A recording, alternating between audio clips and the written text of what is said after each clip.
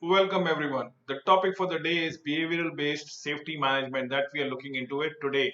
As the very first thing, what are the behavior BBS, what we call about it, behavior based safety management technique followed about here. So let us understand what do we have. If we have the best equipments, if we have all the system and procedure in place, and all the workforce is properly trained, then why is there still accident? Why do we still have accident? That is the question that comes around it, and it haunts us altogether. It is a procedure that a personnel do not follow more often than not. The best equipment will not help if people abuse it, if people do not utilize it to the requirement. That is what is very important. So a big lesson in BBS or behavioral safety, best behavioral safety that people want to know is the people actually think they know 95% of the time. However, they are often afraid to utilize it. Why? Because they feel that they will be an impediment to their jobs, or it will delay their jobs altogether, or probably the boss is the person who might be upset with it because you are following too much of a dictum and too much of a procedures altogether. This might, on the other hand, your colleagues might be actually be upset. Your workmates might not be happy with the procedure that you keep on sticking on to it, which actually delays the work by a wee bit of a second and wee bit of a procedure. So let us understand what is an impression that we cannot cope around it. It is simply the peer pressure that we are talking, the perception of fears. Remember, accidents are there are many accidents before actually it happens called near misses. Near misses are because of unsafe behaviors. Remember, this is one thing. Near misses are the golden opportunities to prevent future issues altogether. Never ever, I repeat again, never ever ignore unsafe behaviors, unsafe practices. Please avoid such thing. We do a lot of unsafe things and get away with this thing. Does it mean it is okay? Absolutely not. It might be for the time of the say. It takes only one accident to happen to detrimentally affect you in a most negative fashion that can eventually have it up. So believe me, it's a question of being probability, and it's only one day that needs to strike and your fate needs to fail you and things will catch up altogether. So please never utilize behavior. So what is a BBS or behavior based safety that we keep on talking about it? So it is the human comfort that we are looking at it. We are saving on the time, the convenience. We are talking about the understanding and the lack of training if there are all about it. We take things for granted. Complacency gets in or sets in altogether, and wrong priorities often becomes happening. This is where the production over safety has been given priority. So this is the priority that been based upon it. So what are we talking about? Comfort, saving time, convenience. Why these are the reasons why majority of the accident happen, because people to get comfortable to the work environment. They are there to hurry up the process altogether, saving on time. They are basically not following the strict procedures because this requires a lot of effort to be put in. Lack of understanding, probably lack of training, complacency, things taken for granted, wrong safety focus that we are, safety data sheets that needs to be followed, the observation that needs to be taken care of, the audits that comes across it. You have to be responsible for whatever things happens, observations and responsibilities about it. Ever seen it, ever done it, the personal protection equipment things, we have it at your disposition, but we do not utilize it for the betterment or. So let us talk about the traditional things, the typically top-down approach, which we call about it. Have a focus on the rules and the regulation, the procedures that needs to be followed about it. That symptoms, if there are any data sets, if there are any signals that the machine is doing, giving it to you, please look into it. Please attach importance to it, and definitely we can always have an auditor comes in, the safety officer which comes in, which from the external environment, and forces us to follow the dictums or the safety habits altogether. As they say, do as I say, just do it, and when it is just back turn, they will do what they want around it. So please, the things are there for your safety, for your preservations and perseverances. If you don't and if you don't follow it, if you always create a hack about the safety, this is going to crack you at one time. So behavioral based safety approach, or BBS, how do we go about it? It is a bottoms up approach, definitely yes. Focuses on the employee's behavior, addresses the root cause of the behavior that we look into it. Then the internal enforcement, yes, this is what we are looking into with the internal enforcement that comes around it. So behavioral based safety is the person in practice in working around it in tandem with each others. It is an employee centric behavior that we are looking at it. The addresses root causes and the internal enforcement thereby. So how do we combat fear? First and foremost thing, very difficult, to have this thing to be rooted out from your system is very difficult. Absolutely. Why? Because all of us are different. Why? Because we all do not care about our own opinion, but we do care about our value, the opinions of the others. Some lose concentration, faith, trust easily on the others. Some are more able to think ahead of the others. Some people are not so. So why don't you follow the dictum? That is what is very difficult. It's all about it. So individual perception is different. You remember, we always undermine our own thoughts, but we always overvalue somebody else's perception, somebody else's thought process. Some people require more coaching on the subject, a bit more of an experiences to curb the indecisiveness. That is what the subject to be. So let us understand what are the consequences blind is. Sensitize people. If things are not being done in the right perspective, what will happen? Lack of awareness, loss of concentration, or even problems at home. This is what we are looking at it. Now comes the personal safety awareness. What does the personal safety involve around it?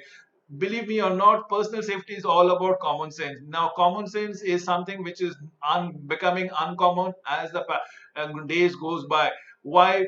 Because people are cutting corners. You should not do so. People are staying alert.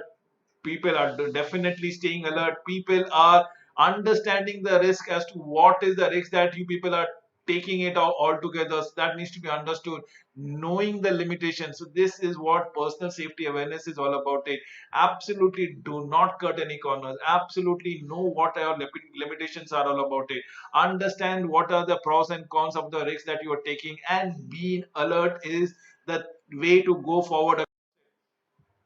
Let us understand what is the risk behavior. Contributing factors in over 85% of the time. Look at it. It's the iceberg which is just above the water, but believe me or things, 90% is below the water, which is the lack of skills, the lack of knowledge, the lack of ability. So it is all about disagreement in terms of safe practices, management systems, at risk behavior that comes around it. It is all about the culture that we talk about, the personal factors, and the facilities and equipment. But what happens? It is lost time incidents. What happened is a near misses and eventual fatalities that needs to be avoided in the first place. So this is the contributing factors. Believe me, 85% of the incidents happen because of these things, about the disagreement on safe practices, management system, personal factors, and the equipment and the facilities thereby.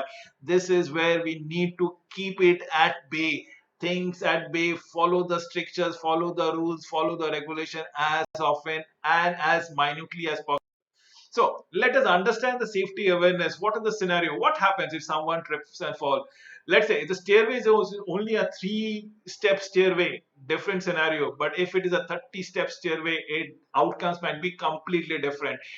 Somebody might break an ankle, somebody might break a tooth, somebody might actually lose their life also. So what do you think can happen? You need to understand, is it a 3-step staircase or is it a 30-step staircase? Is it plain simple vertical staircase that you're looking at? What is the angle of the staircase that needs to be played around it? All plays into the thing. So improving behavior based safety system was come only from the behavioral or emotional change. This is how difficult to grasp. It requires not only to watch but also to say what or how to say it, giving, empowering yourself, including in terms of body language. If the leader does it, if the manager does it, follows the PPE kit, or every time he or she walks into the scenario of the corporate body of the organization or the accident prone area, if things have been taken into the right perspective, right spirit, people are bound to follow it. Remember, we have to find against our own nature to be very safe and secure, because we always do the things in a particular fashion. Change sometimes is definitely difficult to accept and embrace. That is why I keep on saying about the leadership roles that the people has to follow around it. This is the role of the leaders that comes across. This is what we are looking into it. Now, I am just showing a wonderful example of a safety that been coming across, which I actually got to go through it. Absolutely no protection. You will see it is a multi-story building. With a close-up that I'm showing it to you, people out here might be still safe. These people out here, we have 1%, 2%, the third person is on the elevator altogether. But look what is happening with this gentleman. He is actually taking the risk, and if you don't understand the height, I will go to the subsequent photographs. Look, without safety fall protection, what is this gentleman doing up? He is depending only on his hands to move on to this particular ledge that we are going up across it. Let me give you a perspective. Let me take the photographs from the floor and give you a perspective. See what will happen if this gentleman is supposed to fall out here. Remember, this is not the land. This is the land which you are looking into it, and it is a sure shot death without any fall protection that is happening about it. And this is a safety culture. Believe me, if you see it, it is your responsibility, your owners, to sensitize such wrong habits. This is what eventually happened. Look, the gentleman is no longer, no wonder there. So routine unsafe practices is not to be initiated. I'm so sorry. I wanted to sensitize all of you, and that is the reason scored this thing. I could not resist not putting this photographs for you to go about it. Now, what is the best behavior systems that goes around it about the safety? The managers must act as a leaders. They are the focal point to understand what needs to be done, what are the safe practices that comes about it, how to motivate the staff, how to engage the workforce to enhance health and safety issues, behavior based safety cultures. Remember, HSC and BBS is health and safety issues. This needs to be sensitized, this needs to be ingrained in the minds of the laborer and the workers and the staff. Behavior based safety culture that needs to be incorporated. This is only done from the top. It has to be enacted on the top. A life gone, a life lost will never be recapitulated or reverted altogether back. It is not only the death of a person, probably the whole family goes into a Down syndrome. So that is what we're looking into it. So having a positive company culture is within an organization is what is a must fundamental requirement.